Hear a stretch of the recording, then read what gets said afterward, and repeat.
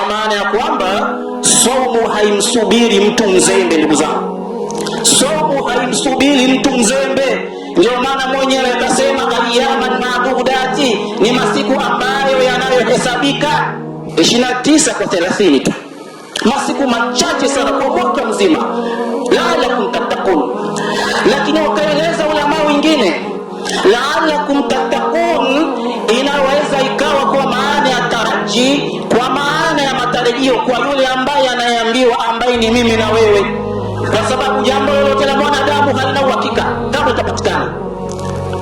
Jambo lolote la mwanadamu halina uhalisia kama litapatikana baadaye. Sasa la'allakum tattaqun, ili muwe na matarajio ya kupata huu cha Mungu, kwa nisba kwamba tunaoambiwa ni sisi wanadamu. Sasa miongoni mwa faida ambazo zapatikana kwa mtu ambaye mwenye kufunga ni at-taqwa. Mwenyezi Mungu Subhanahu wa Ta'ala anajalia mche wa ucha Mungu katika moyo wako.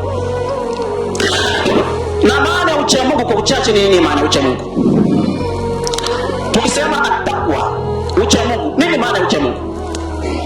Kwa maana nyepesi, ucha Mungu ni kutekeleza yale ambayo Mwenyezi Mungu Subhanahu wa Ta'ala amekuagiza